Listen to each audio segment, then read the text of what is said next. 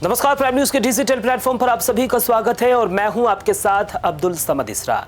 पश्चिम बंगाल में चुनाव का माहौल गर्म है और इस बार चर्चा सिर्फ विकास की नहीं बल्कि सवालों की भी है। सवाल सरकार पर, सवाल सिस्टम पर और सवाल भरोसे पर। और इन सवालों के केंद्र में है ममता बनर्जी, जिन्होंने 15 साल तक राज्य पर राज किया, लेकिन अब वही 15 साल उनके लिए सबसे बड़ा इम्तिहान बन गए हैं। क्योंकि जनता पूछ रही है कि आखिर इन 15 सालों में हुआ क्या? विकास ज्यादा हुआ या फिर विवाद ज्यादा हुआ?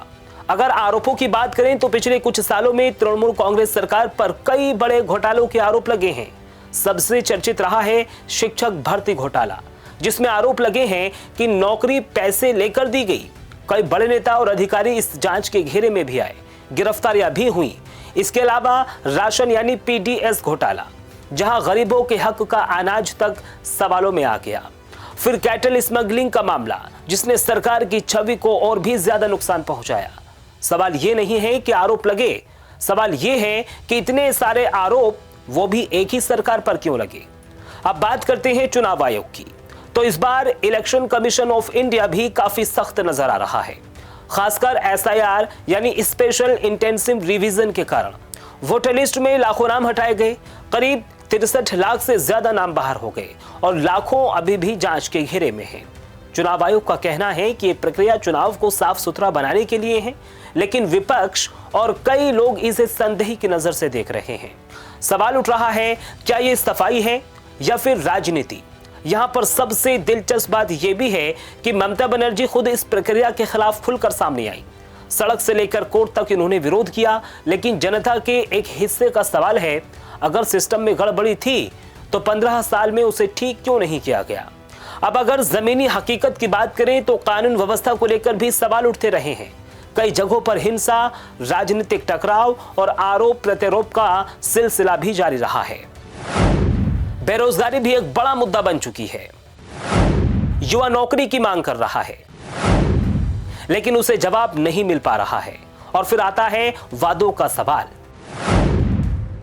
वक्फ कानून को लेकर पहले सख्त विरोध हुआ और फिर लागू हुआ।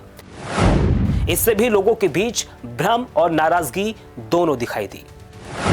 अब चुनाव से ठीक पहले योजनाओं की बारिश हो रही है।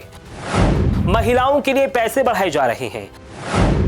सरकार युवाओं के लिए आर्थिक मदद का ऐलान कर चुकी है, जबकि कर्मचारियों के लिए भत्ते का भी ऐलान किया गया है। लेकिन जनता यह भी पूछ रही है, यह सब पहले क्यों नहीं हुआ? चुनाव आते ही इतनी मेहरबानी क्यों? एक तरफ तृणमूल कांग्रेस अपनी उपलब्धियां गिना रही है, तो दूसरी तरफ भारतीय जनता पार्टी इन मुद्दों को लगातार हमला कर रही है। तो अब लड़ाई सीधी है, आरोप बनाम भरोसा, काम बनाम सवाल और वादे बनाम हकीकत। अब फैसला जनता को करना है, क्या वो 15 साल के अनुभव पर भरोसा करेगी या फिर इन आरोपों और सवालों को ध्यान में रखकर बदलाव चुनेगी। क्योंकि इस बार चुनाव सिर्फ सरकार चुनने का नहीं है, ये तय करने का है कि बंगाल में आगे का रास्ता क्या होगा।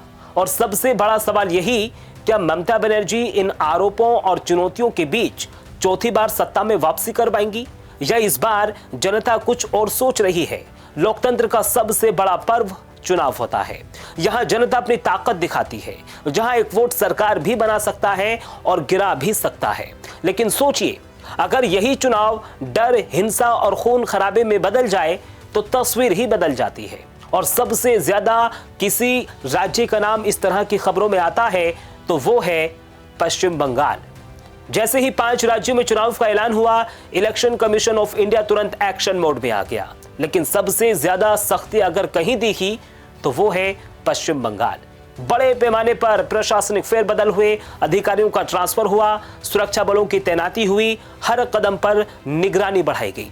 अब सवाल उठता है, आखिर क्यों सिर्फ पश्चिम बंगाल जवाब चौंकाने वाला है? क्योंकि यहां पर चुनाव सिर्फ वोट डालने की प्रक्रिया नहीं है, बल्कि कई बार ताकत दिखाने की लड़ाई बन जाता है।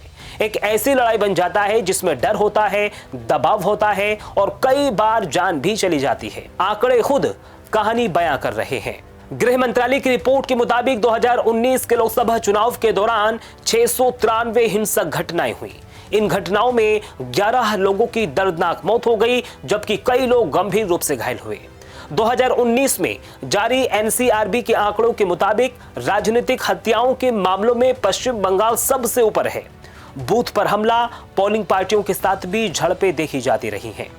और ये सब किसी फिल्म की कहानी नहीं है, बल्कि जमीनी हकीकत बताई जाती है। और यही वजह है कि इलेक्शन कमीशन ऑफ इंडिया इस बार कोई जोखिम नहीं लेना चाहता। लेकिन यहां पर सबसे बड़ा सवाल सीधे सत्ता पर आता है। 15 साल से राज्य में सरकार चला रही ममता बनर्जी, क्या वो इस माहौल को बदल नहीं पाई या फिर हालात ऐसे ही रहने दिए गए? क्योंकि अगर कानून व्यवस्था पूरी तरह से मजबूत होती तो आयोग को इतनी सख्ती दिखाने की जरूरत ही नहीं पड़ती। हर चुनाव में वही आरोप, वही हिंसा और वही तनाव, और फिर वही वादे, लेकिन हालात जस के तस हैं। ये सवाल अब जनता भी पूछ रही है, क्या बंगाल में लोकतंत्र डर के साए में है? क्या वोट देने से पहले लोगों को सोचना जरूरी है? और अगर हां, तो जिम्मेदार कौन है? अब एक बार फिर से चुनाव का ऐलान हो चुका है। सुरक्षा बल मैदान में है, आयोग चौकन्ना है, लेकिन असली परीक्षा अभी बाकी है। क्या इस बार बंगाल बदलेगा या फिर एक बार फिर वही खून खराबी की खबरें सुर्खियां बनेंगी? क्योंकि ये सिर्फ चुनाव नहीं है, ये लोकतंत्र की साख की लड़ाई है। और इस लड़ाई में सच क्या है, ये आने वाला वक्त ही बताएगा। अब फैसला बेहद करीब है और सवाल भी उतना ही बड़ा है। ममता जनता का भरोसा जीत पाएंगी या गुस्सा वोट में बदलेगा? क्योंकि जनता सोच रही है, क्या वो फिर से सत्ता में लौटेंगी? 15 साल तक की सत्ता में रही ममता वादे और विवादों के बीच फंसी नजर आई। योजनाएं जनता के लिए लाई गईं, लेकिन विवाद और आरोप भी रहे। हिंसा की छाया भी पश्चिम बंगाल में छाई रही। चुनाव की असली तस्वीर अब सामने आई। यहां आंकड़े बताते हैं कि बंगाल में चुनाव अक्सर तनाव और झड़पों के बीच होते हैं। अब जनता के बीच जाकर तृणमूल कांग्रेस अपने काम गिना रही है, तो वहीं दूसरी तरफ बीजेपी हर मुद्दे को हथियार बनाकर मैदान में उतार रही है। लेकिन अब मतदाता सुनने के मूड में नहीं है, बल्कि वोट से जवाब देने के मूड में है। और इसीलिए कहा जा रहा है कि वोट सिर्फ सरकार के लिए नहीं, भविष्य तय करेगा। और इस चुनाव से बंगाल की राजनीति का रास्ता भी तय होगा। जनता देख रही है कौन सही है और कौन भरोसेमंद है। अंतिम फैसला 23-29 अप्रैल के वोट और 4 मई के नतीजे बताएंगे। क्या यहां विकास की बात होगी या फिर विवाद ही हावी रहेंगे? क्या लोकतंत्र मजबूत होगा या डर और दबाव की खबरें जारी रहेंगी? इलेक्शन कमीशन ऑफ इंडिया अपनी तैयारी में है, सुरक्षा कड़ी कर दी गई है, लेकिन असली ताकत जनता के हाथों में है। एक वोट जो इतिहास बदल सकता है। अब देखना यही है कि बंगाल की जनता क्या चुनती है, भरोसा, बदलाव, क्योंकि इस बार नतीजे सिर्फ सीटें नहीं बताएंगे, बल्कि ये भी बताएंगे कि 15 साल की राजनीति को जनता ने पास किया या फेल। फिलहाल मेरे साथ सिर्फ इतना ही। देश और दुनिया की तमाम बड़ी खबरों के लिए आप बने रहिए प्राइम न्यूज के साथ। नमस्कार।